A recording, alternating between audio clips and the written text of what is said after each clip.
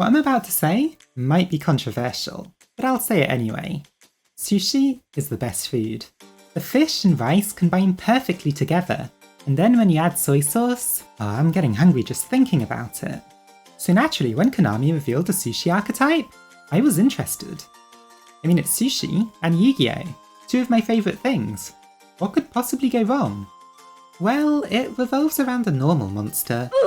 Now I know what you're thinking, that's never a good sign, but it has worked in the past before. Sort of? Anyway, Gunkan Suship Shari is a level 4 Fire Aqua monster, which is all very cool and unique, until you remember that that's pretty much the least supported type and attribute combination. And spoilers, no, they all definitely avoid having 200 defense, so no rekindling shenanigans here. To accompany it, there's Gunkan Suship Ikura, which special summons itself from the hand when the other Suship is on the field. Thanks to stuff like Unexpected Die and Rescue Rabbit, that's not too hard. It also has the effect to excavate 3 cards in the hope of finding a Suship normal monster to summon, which, considering you'll already have one out on the field 90% of the time, is not particularly good odds for finding one. Which is why they have a field spell. Gunkan Sushipyard Seaside Supper Spot is a field spell that lets you place Suships on top of the deck when you summon any other Suship. That means you can place a Shari on top of your deck and then excavate it with Ikura, or just draw it with the Xyz monster that I'm about to go over. The field spell does have another effect, but since it requires you to still have the normal monster in your hand, it's not the most useful. If you do happen to have it though, and you actually have a Suship Xyz monster that gets destroyed by an opponent's card, it just lets you make another one straight away, dealing slight burn and drawing you a card. All of this culminates in summoning Gunkan Suship Ikura class Dreadnought, which, while technically taking any 2 level 4 monsters, doesn't actually do too much and lets you use a Shari and an Ikura. When summoned properly, it's a very battle phase focused card, attacking twice and being able to destroy a card if it inflicts battle damage. But most importantly, it lets you draw a card. While that doesn't sound like too much, it's actually key to playing Suships in the way I've built this deck. You see, instead of just making a fairly mediocre battle phase focused monster and hoping for the best, I decided to combine Suships with the powerful rank 4 toolbox, notably Time Thieves, so that you can spam out as many rank 4 monsters as possible, making a Utopic Draco Future and then backing it up either with some powerful Time Thief Xyz monsters, or an Infinitrack Fortress Megaclops. So without further ado, onto the deck profile.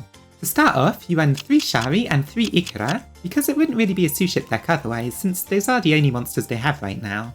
Shari is the core of the deck, and then Ikura is just a free special summon, but if you do happen to have the field spell, can net you another special summon as well. On top of that, since Shari lets you draw a card when you make their Xyz monster, you want to get it out fairly soon so that you can actually use it for that purpose, to hopefully draw into some extenders.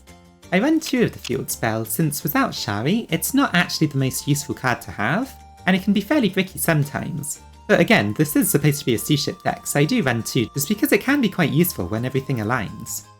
This card is going to get a lot better when the rest of the Suship support comes out, but for now, it's good at 2 I think. I then run 3 Unexpected Die, and 3 Rescue Rabbit, since they're the best ways for getting Shari out from the deck if you didn't draw one. Together, those make the Suship package of actually getting out Shari and trying to make their Xyz monster. The rest of the deck is basically just to back those up by making more Xyzers so you can actually make some good boss monsters with them. We then move on to the Time Thief package, which is 3 Winder, 3 Adjuster, 3 Regulator, 1 Bezel Ship, 1 Chronocorder, and then 2 Startup and 2 Retrograde. Time Thief Regulator is probably the best starter in the deck, since when it's on the field and you don't control any other monsters, you can just tribute it to summon Bezel Ship and Chronocorder, both of which sort of act as extenders. You see, if Bezel Ship's in the graveyard, you can just attach an Xyz material from any of your monsters to summon it back from the graveyard, which is very easy to do in this deck, and then Chronocorder is a bit more situational, but basically the way you get that one out from your graveyard is to use Time Thief Redo's effect to banish itself for the rest of the turn, and then Chronocorder gets to summon itself from the graveyard. This is good if you already have enough materials to make a Utopic Draco Future, but not enough to make a Megaclops, because you can then end on a field that's more Time Thief related, like maybe a Draco Future backed up with a Perpetua and a Redoer. You then have Time Thief Winder, who's one of your best extenders, since it can just attach an Xyz material to summon itself from the hand, and then it gets to add a Time Thief card from your deck to your hand. Its search effect has 2 good targets, which are Adjuster and Startup. You would search Adjuster in 2 situations. The first is if you already have Startup in your hand, and the second is if you have a way to special summon it, that don't yet have Bezelship in the graveyard. Like that, it can send Bezelship to the graveyard to help you extend even further. Time Thief Startup is a good way to summon a Time Thief monster from your hand, since most of them are hard once per turns. And you don't really want them clogging up your hand too much, so you can just search Startup with Winder to get another monster out from your hand. You run 2 of them so that there's always one in your deck to add as a material to Time Thief Redoer using Time Thief Perpetua's effect, so that when you activate Time Thief Redoer's effect, it lets you draw a card, because it has a spell as an Xyz material. That's also why you run 2 Time Thief Retrograde. It's a fairly decent counter trap, giving you a spell or trap negate if you have a Time Thief Xyz monster on the field, but also you can add it as a material to Redoer thanks to Time Thief Perpetua, and that lets Redoer return a card from your opponent's field to their deck without targeting, which is a very powerful form of removal. There is one problem with the Time Thief package, and that's that Time Thief Regulator kind of conflicts with Unexpected Die. It's not the best combination, and it's quite sad if you draw both in the same starting hand. You can't really pass up Unexpected Die since it's the best way of getting your normal monster out from the deck, and you can't really pass up Regulator either, since it's the best starter for a Time Thief deck. It's sadly just a problem that you have to deal with when playing 2 different archetypes in a deck together like this. Finally, we have the Rank 4 Extender package. You earn 3 Parallel Exceed, which is just a really powerful card, 3 Performage Hat Tricker, since it's just a free special summon of a level 4 monster, and then 3 Shade Brigandine, since it's a free special summon of a level 4 monster, but also it lets you make a Redoer with a trap as a material, which like I said before is a very powerful form of removal. Finally, in the filler spots, you can play a Foolish Burial and a Monster Reborn. If you want this deck to be a little bit more Suship oriented, you can run a 3rd field spell and one of their trap instead, but in testing, the trap really just doesn't do enough to be worth running at all, and the field spell isn't quite good enough yet. Finally, for the extra deck, you run 2 of the Suship Xyz, 2 Time Thief Redoer, 2 Time Thief Perpetua, and then 1 Time Thief Double Barrel for the Time Thief and Suship monsters. Then you have the extenders, which are Daigusto Emerald and Dagaris Timeless. Daigusto Emerald lets you summon Shari back from the graveyard, and Dagaris lets you summon any monster back from the graveyard, which is useful for summoning a monster like Rescue Rabbit or Time Thief Adjuster that haven't yet gotten to use their effects. Then for generic rank 4 Xyzers, I run a Tornado Dragon and an Abyss Dweller. Feel free to swap these out for any generic strong rank 4 monsters. Then you run a Utopic Future and a Utopic Draco Future, which are of course the main boss monster of this deck. It's a powerful, indestructible card which steals an opponent's monster after negating them, so it really gives this deck a power boost that it would lack if it just had to stick to its own monsters. Then you run a Bujinki Ahashima, which is actually really good in this deck. When it's link summoned, you special summon a monster from your hand and from the graveyard that are the same level, and then immediately Xyz summon with both of them. This is great because if you start with something like a Time Thief Regulator, you can link away the Bezelship and the Chronocorder to get them in the graveyard, and then the summon from the hand lets you get something like a Vice Suship out from your hand and into an Xyz monster for a material, which will then let you draw a card. It basically just lets you get out all the monsters that were stuck in your hand and turn them into Xyz materials, which you can then detach with stuff like Time Thief Winder and Bezelship. It even gives you the bonus effect of that when your Xyz monster detaches a material, you can destroy an opponent's spell or trap card. Finally, you run 1 Infinitrack Fortress Megaclops. It's a pretty powerful boss monster that takes 3 Xyz monsters as a material. It has 4000 attack and is unaffected by other monster effects, except Xyz monsters. It also lets you revive an Xyz monster on your graveyard, and then scoop up an opponent's card and attach it to it as a material. Now this card isn't quite as strong as it used to be, since we have Zeus running around as an incredibly powerful Xyz monster that most meta decks run, so it being unaffected by everything except Xyz monsters isn't as good as it once was. But who knows, maybe the meta will shift, or maybe something will happen to Zeus on the next ban list, and then having Megaclops can be an incredibly powerful boss monster. Now to show off some combos that you can actually do as this deck.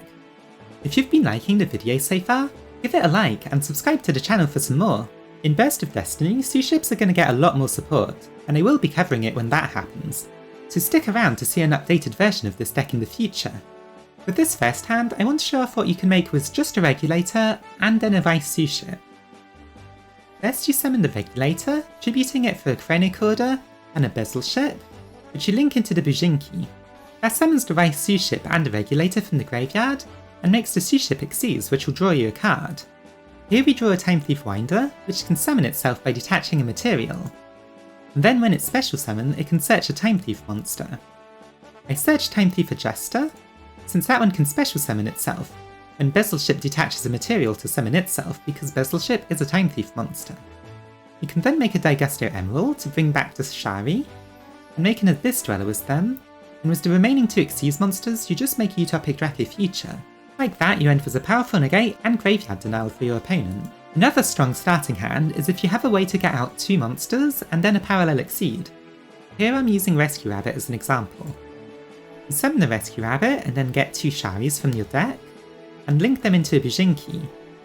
That lets you trigger the parallel Exceed, while also summoning 2 monsters out and making an Xyz out of them. You get to draw a card, and then summon the parallel Xyz from your deck. Here I draw a Winder, so it can summon itself and then search again, and then make a Time Thief Perpetua so that Time Thief Adjuster can summon itself. Perpetua can actually be used as an extender by attaching a Bezel Ship from your deck to an Xyz monster. Adjuster summons itself, and then you make a Digesto Emerald just to get out more monsters. And then when you use your Xyz monsters to make a Utopic Future, that gets the Bezel Ship into the graveyard, so you can then detach something from the Digesto Emerald to summon itself. With those 2, you can make another Xyz monster now, like Abyss Dweller. Finally, I want to show some test hands. Here we start with a Regulator, summoning the usual 2 from the graveyard and making the link to Bijinki. That summons 2 back, and makes a Time Thief Perpetua, which you can start taking materials from with Winder and Bezel Ship. Those get a Search of Adjuster, then you can use Shade Brigandine to summon itself, and make a Time Thief Redoer with a trap as a material. Adjuster gets to summon itself, and then you get to add another Time Thief monster from your deck. You can then make 2 Xyz monsters, make a Utopic Draco Future, and set the Time Thief Retrograde so that you have a monster negate that steals, a spell and trap negate, and then Time Thief Redoer's non-targeting removal. This hand is to show you what you can do if you do have more contradictory cards like Regulator, Foolish Burial, or Unexpected Die. You would still start with Regulator since it is your best starter, summoning the usual 2 and making the Bijinki. That can get the Rescue Rabbit from your hand and make a Dagaris, which can then detach the Rescue Rabbit and immediately summon it back so that it can tribute itself and summon 2 Suship Shari from your deck. You then get to summon the Rose Suship you had in your hand, try and excavate, and, well, I actually got one this time. You can then make the Suship Dreadnought to draw a card, and then detach a card from it with Bezel Ship. Emerald then summons a Shari from your graveyard, and together you can make a Megaclops and a Time Thief Redoer. You then end with a Megaclops, protected from spells and traps by Time Thief Retrograde, and then Time Thief Redoer could steal something important from your opponent's deck. Finally, this replay is to show you that you can actually make Utopic Draco Future and Megaclops with the same starting hand. You start by doing Suship stuff, just summoning as many monsters as possible and getting your draws. Since you have Parallel Exceed, it's really important to make the link too, because that lets you make 2 Xyz monsters straight away. Time Thief Perpetua then uses its effect to add a Time Thief Winder to your Suship as an Xyz material. That means that when you use them to make a Utopic Future, the Winder goes to the graveyard. You can then summon it with Dagaris the Timeless to get a Search of Bezel Ship, which you then summon with the startup in your hand. Then make a Digesto Emerald, detaching the Bezel Ship to summon a Shari, and then Bezel Ship detaches the other material. You then have 3 Xyz monsters and can make a Megaclops, before turning the Utopic Future into a Utopic Draco Future. You now have both of your boss monsters at once, which is a pretty impressive endboard for Suships. In conclusion, I'd say that Suships are a fairly fun deck. It's fun trying to make as many Xyz monsters as possible, and then try to turn them into stronger things like Megaclops or Utopic Draco Future. The deck does still have some problems, and the Suships themselves don't actually play a huge part in the deck, so if you're really keen on just trying to play Suships, I would say wait for their support in Burst of Destiny. Just have fun with this deck online for a bit until their new support comes out, and when that does happen, you'll be able to make the delicious deck that you've always dreamed of. That's it for today. Remember to like and subscribe if you enjoyed the video, and other than that, happy dueling!